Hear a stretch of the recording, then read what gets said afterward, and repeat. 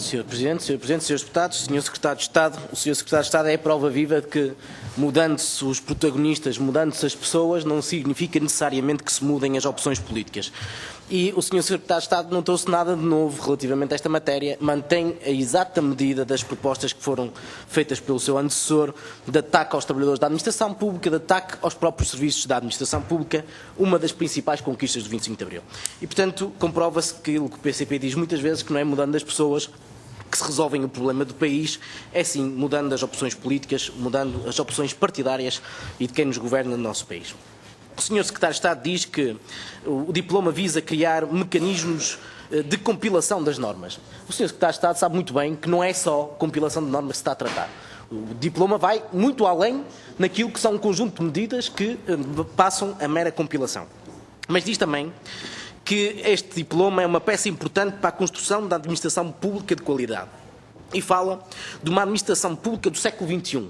E ao Sr. Secretário de Estado, é possível construir uma administração pública de qualidade, uma administração pública do século XXI, impondo aos trabalhadores direitos do século XX? É este o caminho? É precarizando, é atacando salários, é atacando aquilo que são os direitos e as condições de trabalho dos trabalhadores da administração pública que se impõe ou que se constrói alguma coisa, nomeadamente uma administração pública de qualidade? Não é, e o Sr. Secretário de Estado sabe muito bem que não é por esta via que se constrói uma administração pública de qualidade. Uma administração pública de qualidade terá necessariamente que passar pelo envolvimento dos trabalhadores, com consagração de direitos do ponto de vista laboral, para que eles se sintam em condições e motivados para trabalhar e para construir uma administração pública cada vez melhor. E não é atacando, atirando direitos, cortando salários que resolve este problema. E depois o Sr. Secretário de Estado diz que quer uma administração pública sustentável. Sustentável para quem? É a desculpa de não haver dinheiro para a administração pública e, ao mesmo tempo, o mesmo governo que toma medidas para atirar cada vez mais dinheiro para os grandes grupos económicos? É preciso construir uma administração pública sustentável e isso justifica os despedimentos, o ataque nos direitos, o ataque nos salários, mas o seu governo, ao mesmo tempo, atira milhões e milhões para os swaps, atira milhões e milhões para a banca, atira milhões e milhões para os juros agiotas que são cobrados nos nossos países. Portanto, nós estamos a ser sustentáveis para quem? Estamos a cortar nos direitos dos trabalhadores da administração pública, estamos a encerrar serviços, a comprometer saúde, educação e justiça. Para quê? Para pagar os grandes grupos económicos? É isso que está em cima da mesa. Para o PCP, Sr. Secretário de Estado, este diploma não passa de uma peça de um processo de reconfiguração do Estado, Sr. Secretário de Estado. É a entrega de serviços públicos, é encerramentos para entregar serviços públicos e negócios a privados, aos grandes grupos económicos, para viverem à custa do Orçamento de Estado. É um ataque aos trabalhadores e aos serviços públicos, como disse, uma das principais conquistas de Abril.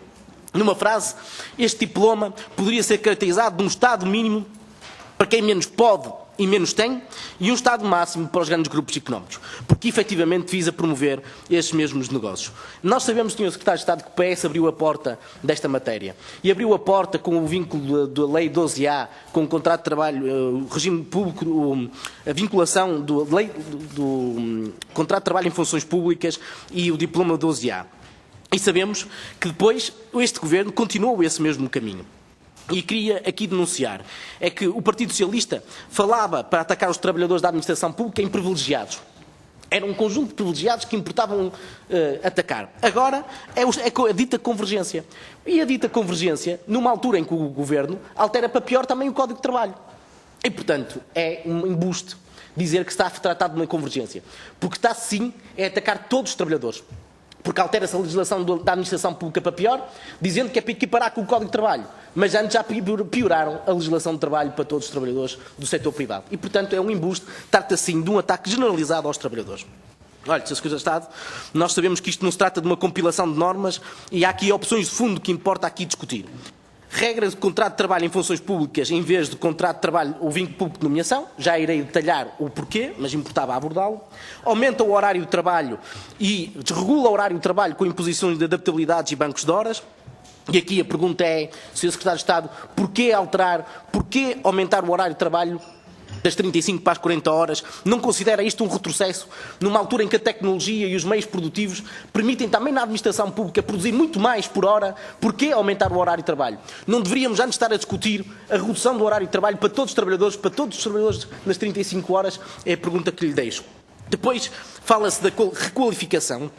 e o programa e a mobilidade especial, a requalificação e ao qual eu acrescento o programa de rescisões que visam efetivamente, não é a melhorar a administração pública, é tirar trabalhadores de dentro para fora da administração pública. Ao contrário do que foi dito e tentar aqui confundir aquilo que é mobilidade interna com a mobilidade especial ou requalificação é um embuste, porque aqui o que se trata, a requalificação e o programa de rescisões confirma isso mesmo, é que o Governo quer despedir milhares de trabalhadores na administração pública, quer tirá-los daqui para fora. E na requalificação, o Governo foi derrotado no projeto de conseguir despedir os trabalhadores passado 12 meses de dita requalificação e agora a opção foi impor um salário de apenas 40% do vencimento aos trabalhadores que estejam em requalificação. Sr. Secretário de Estado, qual é o objetivo? Que condições é que permite ao trabalhador viver com 40% do seu salário? É ou não forçar o trabalhador às ditas rescisões amigáveis para despedir trabalhadores? E a pergunta é, há trabalhadores a mais na administração pública? O Sr. Antecessor não deu uma evidência, uma prova que há trabalhadores a mais na administração pública. E o Sr. Secretário de Estado não tem um documento publicado por este Governo que diga aonde é que há trabalhadores a mais da administração pública. É um embuste que visa precisamente enganar os portugueses, porque a realidade, constata-se, é que há muitos trabalhadores que fazem falta na administração pública e que não têm e não estão no serviço. Depois, é um ataque aos salários e aos direitos, como disse, que não visa nem melhorar, nem modernizar a administração pública. Este conjunto de normas que estão neste diploma visa introduzir uma estratégia que é atacar os trabalhadores, por essa mesma via, atacando os serviços, para privatizar serviços que há muito tempo querem privatizar. Querem, no fundo, que o dinheiro que os portugueses pagam de impostos seja gasto não em serviços públicos de qualidade, mas sim entregue a privados que vão cobrar cada vez mais ao Estado, que vão cobrar cada vez mais às famílias por serviços cada vez piores, porque querem, naturalmente, maximizar os seus lucros. E as perguntas finais que queria colocar no minuto que me falta dizem respeito ao contrato de trabalho em funções públicas e o vínculo público-nomeação. Porquê que a opção é contrato de trabalho em funções públicas? O vínculo público-nomeação deu algum problema à administração pública nos últimos 20 anos, 30 anos em que existia? Não deu. É ou não verdade que um trabalhador com vínculo público-nomeação é que tem as condições necessárias para fazer aquilo que é a sua obrigação, que é denunciar uma ilegalidade ou de recusar a imposição de uma norma ou de uma orientação que seja violadora do interesse público? É ou não verdade que um trabalhador com vínculo de contrato de trabalho em funções públicas e um vínculo precário, naturalmente mais frágil, terá mais dificuldades em fazer cumprir esta que é uma orientação por parte de preceitos constitucionais? É ou não verdade isto, Sr. Secretário de Estado? Porquê esta opção? Segunda pergunta, duração de contratos de trabalho a termo. Aproximação, o Sr. Secretário de Estado fala da aproximação do Código de Trabalho. A verdade é que aqui agrava-se de 2 renovações, passa para 3 renovações, coisa que não acontece. Mas não há conversão de contrato de trabalho precário por muitas renovações que ele tenha. E a pergunta que eu quero lhe fazer é, nós sabemos que existe a obrigatoriedade de concurso público, mas porquê é que o Sr. Secretário de Estado não coloca na norma que ao fim da segunda renovação, obrigatoriamente é aberto um concurso para a colocação de um trabalhador efetivo? Porquê é que insiste na precariedade e não abre um concurso?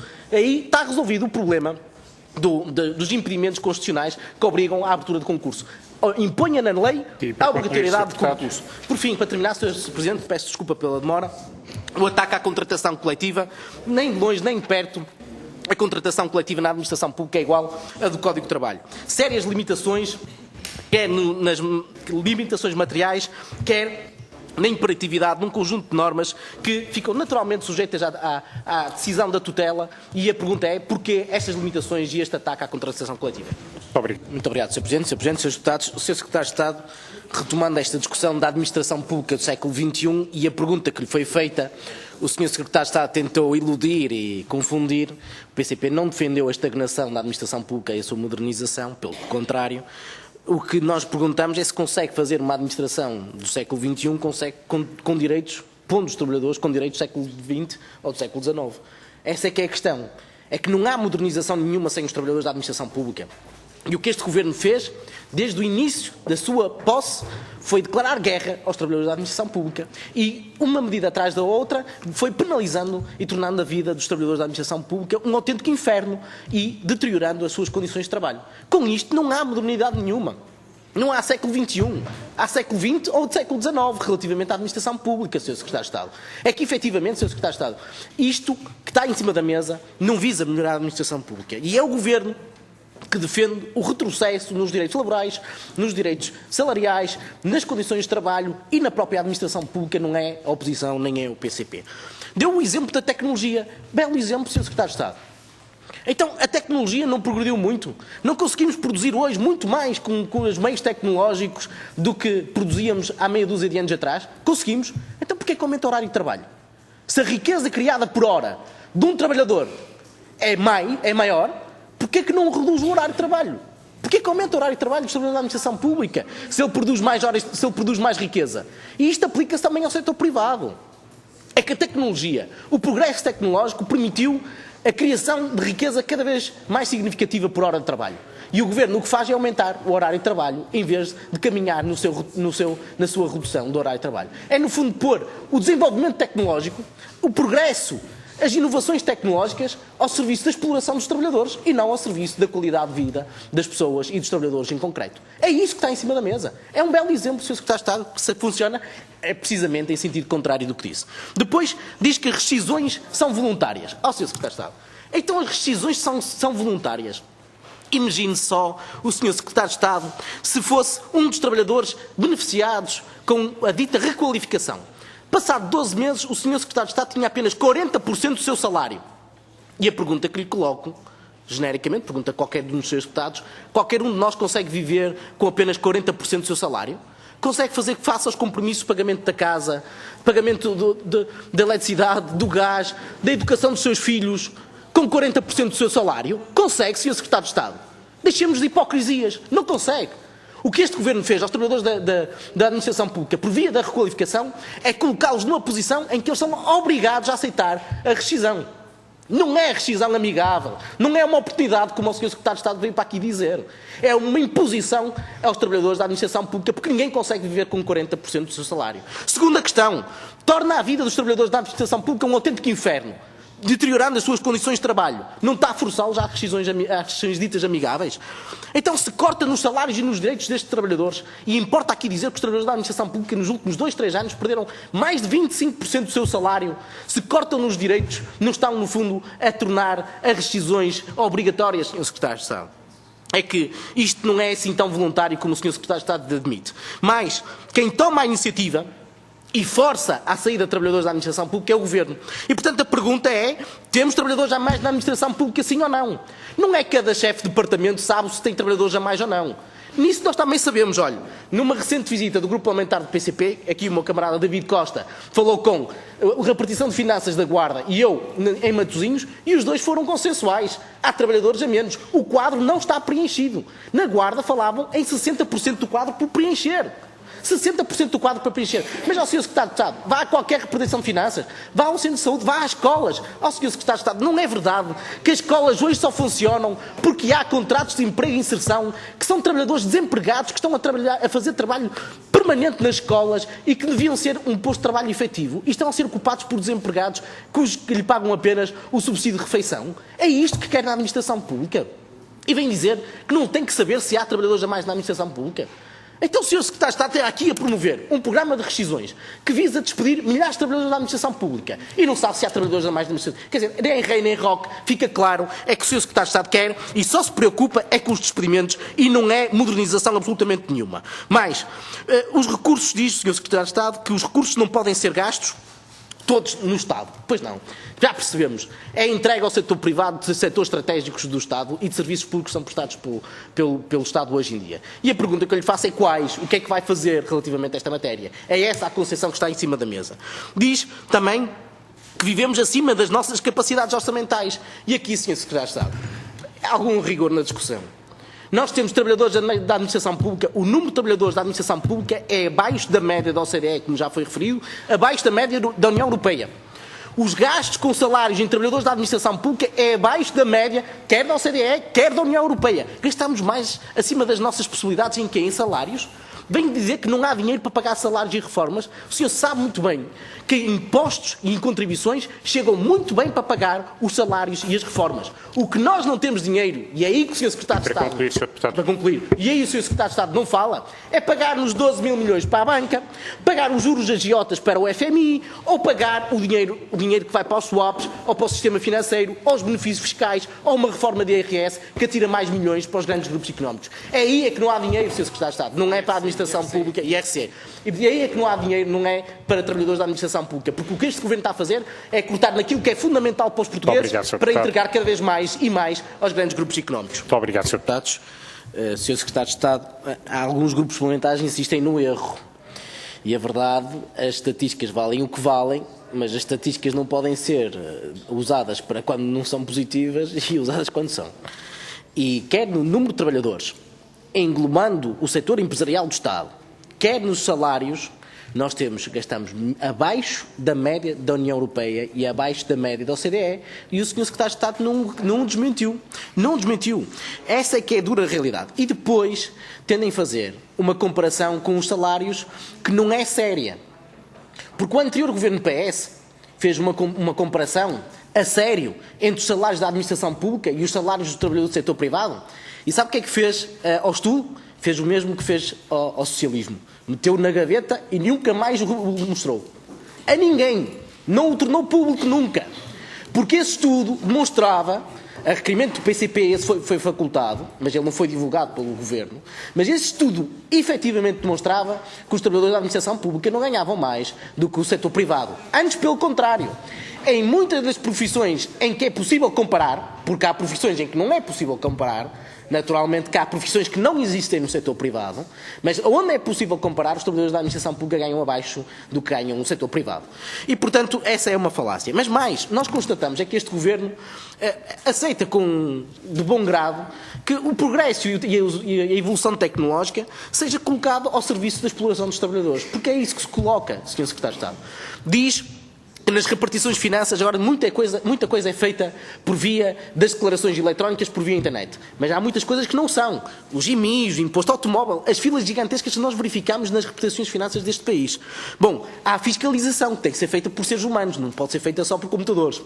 E isso está a ser prejudicado pela falta de número de trabalhadores que existem na administração pública. Mas o Sr. Secretário de Estado diz que, havendo progresso tecnológico, há despedimentos, há aumento do horário de trabalho. Quando o que nós dizemos que precisamente é o contrário.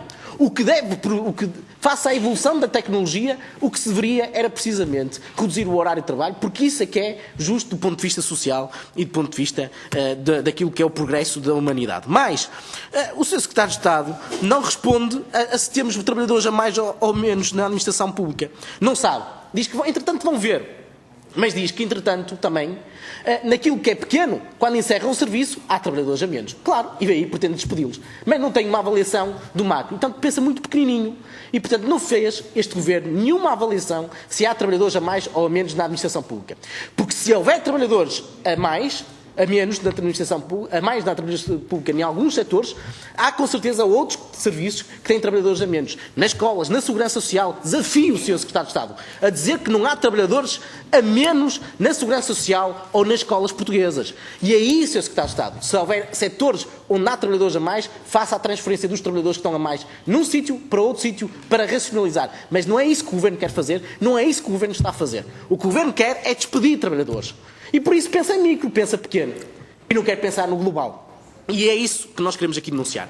É que este ataque aos trabalhadores da administração pública é um caminho perigosíssimo que vai colocar os serviços públicos numa situação de grande fragilização e degradação que ataca aquilo que são funções sociais fundamentais para os portugueses. Mas mais compromete também o desenvolvimento. Senhor Secretário de Estado, senhores deputados, ao atacar o ensino secundário, básico, o superior, ou atacar a investigação e o desenvolvimento tecnológico, o Estado está a comprometer o desenvolvimento futuro do nosso país. Porque não há nenhum país que não aposte no desenvolvimento tecnológico, que não aposte no seu ensino superior. E o que nós estamos a assistir, em diferentes vertentes, é um ataque a tudo que é administração pública, comprometendo não só as funções sociais do Estado, educação, saúde e justiça, mas também aquilo que é o futuro do nosso país enquanto capacidade de criar e desenvolver novas tecnologias, novos produtos, e isso está a ser comprometido por via do ataque também à administração pública. Muito obrigado.